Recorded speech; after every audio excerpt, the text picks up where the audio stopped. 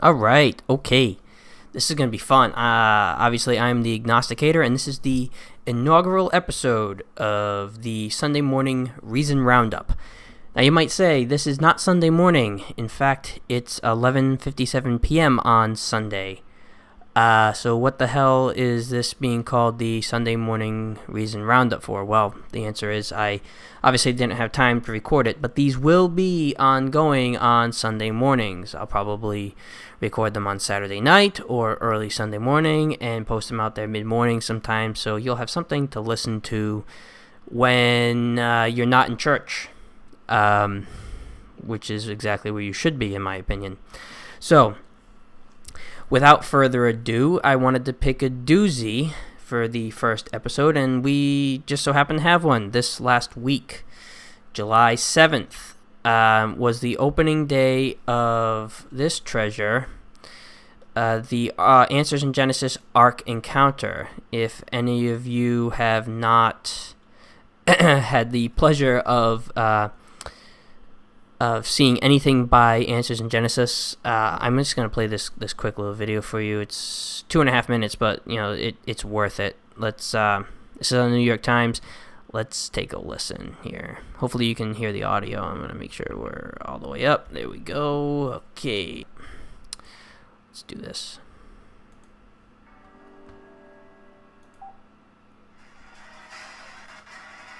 Oh, come on. There we go. Very dramatic. Noah's Ark is known all around the world. And so he said, what if we built a Noah's Ark? Model ship. Model, not a real ship.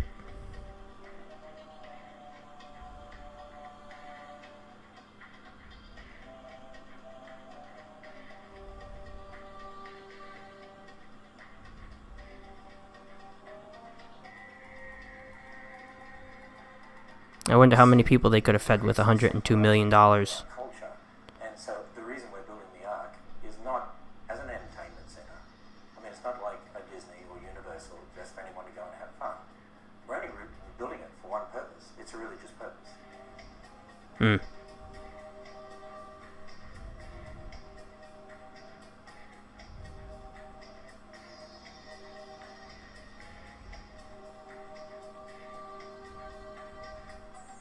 I wonder if these animal models were based on observational science or historical science. That'd be a good question for Mr. Ham. Mr. Ham and his followers have this remarkable view of a worldwide flood. I ask us all, is that really reasonable? No.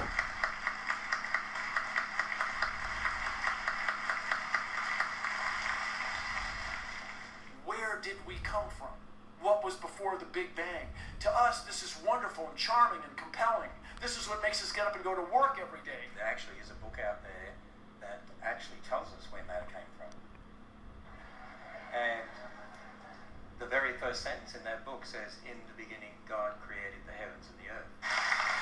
There's also a book that says that everything came because a god literally jacked off into the universe, and that created the earth and life and everything. Should we believe that book?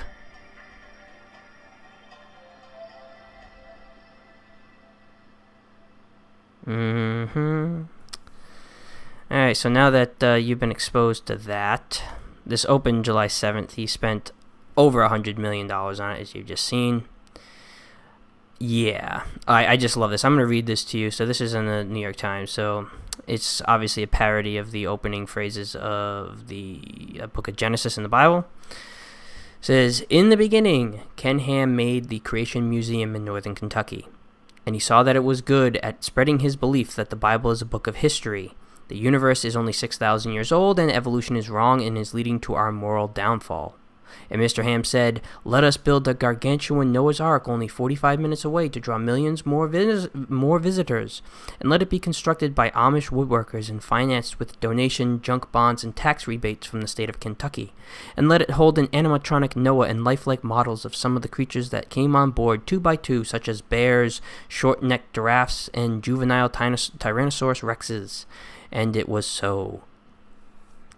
So, this is saddening to say the least. Mr. Ken Ham, he runs Answers in Genesis. Anybody who's listened to the podcast long term knows that I was raised as a young Earth creationist, young universe creationist, 6-day creation. Everything that we see, all of matter in the universe, everything was created in 6 days, 6 literal days, 6 literal 24-hour days by God. Evolution never happened. Evolution cannot happen. We were created special, and our sin nature, that was begun by Adam and Eve's original sin, is why we see brokenness and death and disease in the world. Not because of the millions and millions and billions of years of evolution that's led to, trade-offs in our evolutionary development through natural selection, which all of modern science points to and tells us is the case. But Mr. Ham can't accept that, and so he runs Answers in Genesis, as I mentioned.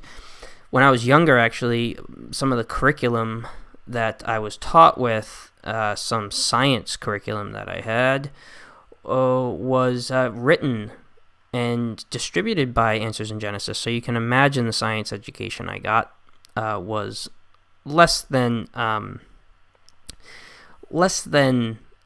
great. It was quite subpar, actually.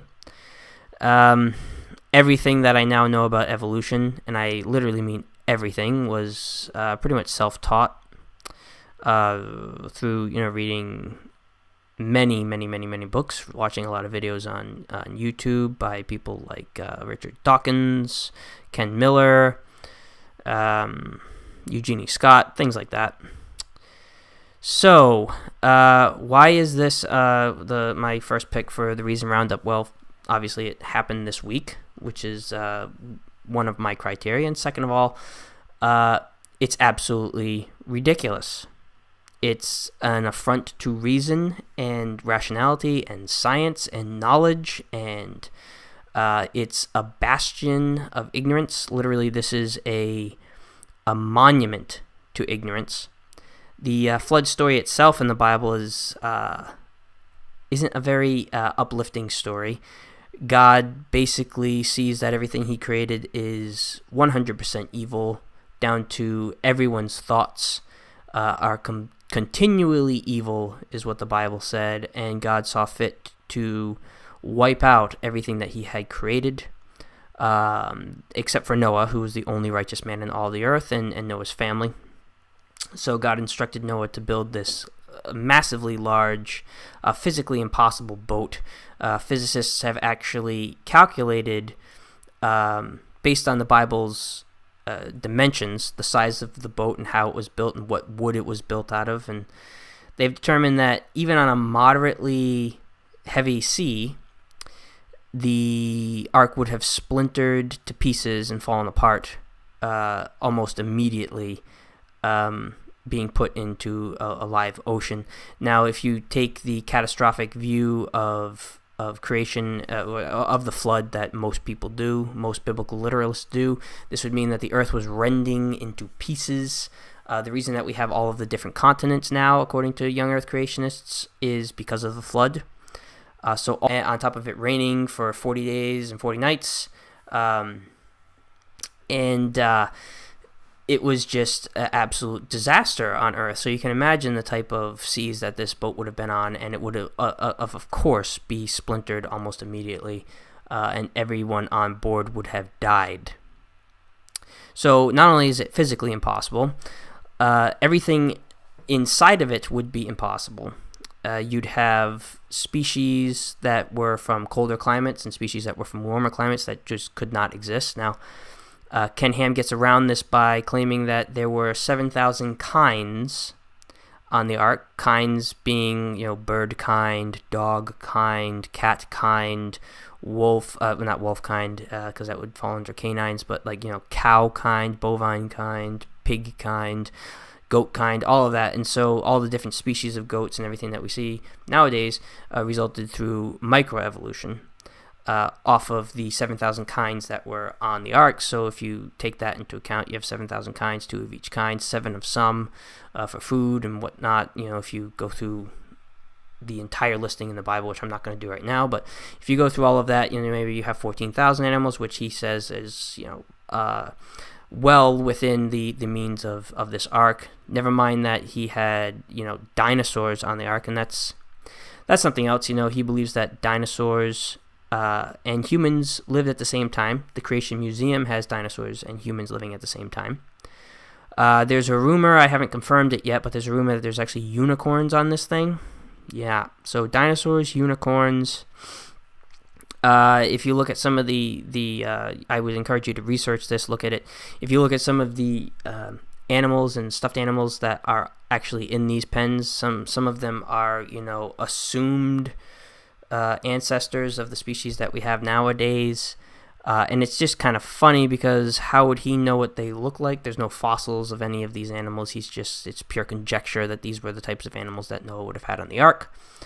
And despite the fact that he doesn't believe evolution is true, and that it can't create immense amounts of diversity in billions and millions of years, he somehow believes that 7,000 kinds of animals could then diversify into the many, many, many millions of extant species we have today through microevolution. So somehow microevolution can act extremely fast in only about 4,000 years, but it cannot act slowly and create vast changes over millions and millions of years. So he accepts evolution to the extent that he needs evolution to be true, and he denies evolution to the extent that he doesn't want it to be true. Now, regardless of whether he wants it to be true or not, it is almost certainly true. Evolution is now considered by most biologists, and when I say most biologists, that's about 99.8% of biologists consider it to be 100% an incontrovertible fact. Almost everything that he launches as an attack against evolution, like there are no transitional forms, that's false. We've many transitional forms. The fossils don't exist, that's false as well. We have well-documented fossil evidence of almost every major evolutionary step. We have transitional fossils between fish and amphibians and mammals. We have a wonderful line of hominid fossils tracking the evolution of humans from our ape-like ancestors and common ancestor with chimps. We have the cetus fossils from the mammal-like ancestors to whales in the ocean. Just incredible amounts of evidence in the fossil record. We have genetic evidence. The genes and the genomes of chimps and humans are incredibly similar, not even just down to just being similar. We also share endogenous retroviruses at the exact same points within our DNA, which is bang on evidence of common ancestry. We have homologies and just taxonomical evidence. We have, clades and cladistic phylogenetics, which shows undeniable evidence of relatedness between species and animals and all of life on Earth. We have the geographical distribution of species. We've seen natural selection work in the wild. We've seen it work in labs. We've seen bacteria evolve new abilities to eat and gain energy from new materials that they weren't able to before through successive generations through natural selection. We've seen lizards in natural conditions evolve the ability to go from eating bugs to actually developing cecal valves, which only about 2% of lizards actually have in their guts. That's just the evidence in biology and paleontology. Never mind the fact that there is really no substantive difference between micro and macro evolution. which seems to be one of the things that Mr. Ham harps on the most, is that, microevolution is observable and can happen, but macroevolution cannot.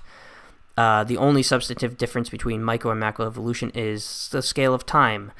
And so in order to deny evolution, you cannot only deny the biological evidence and the paleontological evidence, you also have to deny all of geology, chemistry, and almost all of physics. The way that we date rocks and fossils is through chemistry and physics that we know is, for all by all accounts and all of our evidence, are constant rates of decay. We know that the speed of light is constant, and there's no reason to suspect that it has never not been constant or it's been decaying over time. We have indisputable evidence that there are galaxies that are millions of light years away from us, which means that the light would take millions of years to get to us. We have mountains upon mountains upon mountains of evidence that the universe is an extraordinarily old place, and that the Earth is an extraordinarily old planet. And none of this points to anything but the plausibility and fact that evolution has taken place on this planet. And despite all of this evidence, in the face of it, we have Mr. Ham constructing this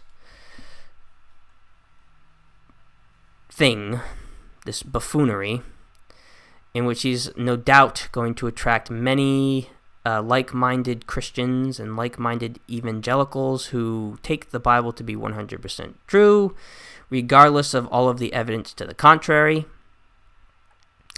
And there's a very good reason why they do this. My father included in this group is they believe that Jesus, their Lord and Savior, came because of original sin. And if you do not have the creation story in Genesis, if you do not have a literal Adam and Eve, then you do not have an original sin event. And you have death before sin, supposedly. Which means that in order to accept Jesus as true, you have to accept Genesis as 100% true, because Jesus is necessitated by a literal Genesis, and he is not necessitated by evolution. The idea that death did not exist before sin, or when sin would have been, contradicts everything that we know. If Adam and Eve, even if Adam and Eve were eating plants in the garden, the cells of the tissue that they were eating was dying. We know that life, while it might not seem quite like life because it's plants and not animals, plants are alive, and eating them and digesting their cells would kill the cells. So death did exist if they were ingesting anything, which according to the Bible they were. So all around, it's just a fairy tale. It's fantasy. It's rubbish. But he truly believes it's true. He truly believes it's the case, and he fights against evolution completely and unwaveringly. And something that really kind of upset me about this is this next story that we're going to look at here. And this is straight from Ken Ham's blog at Answers in Genesis, that Mr. Bill Nye visited the Ark Encounter. Now, I understand why Mr. Nye did this. It was sort of a follow-up to the debate that they had in 2014. Now, there was a lot of internal discussion of the secularist and scientific community if Bill Nye should have even debated Ken Ham, and I actually fall on the side of the scientific community here, where they said that he shouldn't have. I really don't think that he should have, because you see, when you have a legitimate voice of the scientific community, which Bill Nye is, he's not necessarily a traditional scientist, or a biologist for that matter, but he does have a strong voice in the scientific education community. When you have somebody like that debating a creationist, debating a wingnut like Ken Ham in public, it lends legitimacy to the position. If it creates the illusion that there's actually a debate to be had, which there is not.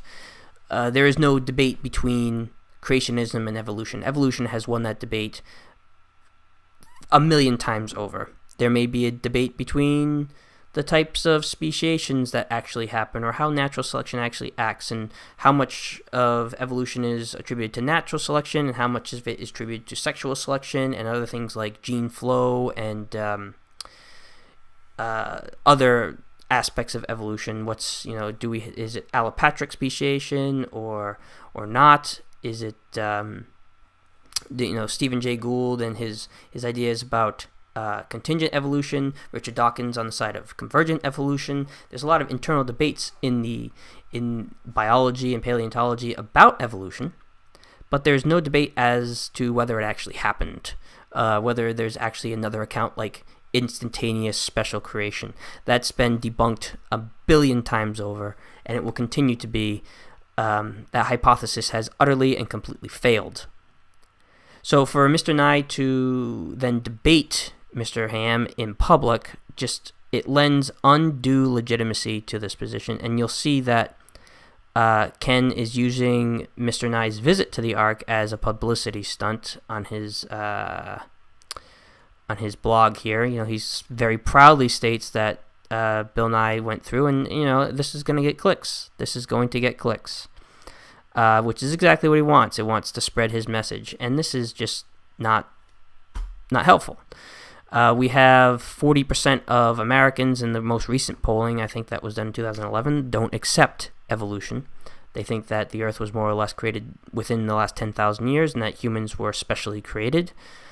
If we want to be continue to be a scientific superpower, if we want to continue to be an educated superpower in the world, we need a generation that understands legitimate science. My father, I love the man. He's a great man. I'm very happy he's still around. But he accepts all manner of pseudoscience. He does not believe that climate change is real, for instance. He is a skeptic of vaccines. He's a skeptic of pretty much all of modern medicine, even though modern medicine is really what saved his life when he had a heart attack. And the reason that I would say that he accepts so much pseudoscience is that he's fed this sort of pseudoscience bullshit from Mr. Ham. And because my father is so committed to his religious beliefs, because he's so committed to being a Christian, he views it almost as his duty to disbelieve evolution and not believe it no matter what the evidence points to. If you're willing to completely disregard evidence, disregard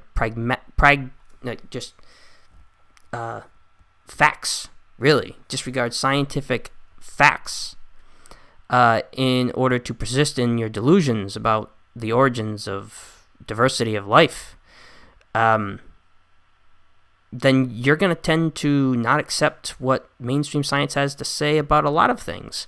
And you're going to be much more easily swayed by pseudoscience and things that just are not true. And that's the real harm that's being done by Mr. Ham here. There are plenty of young children who are going to go through that museum thinking that dinosaurs and humans really lived together, even though all of the evidence, all of it, fossils, radiometric dating,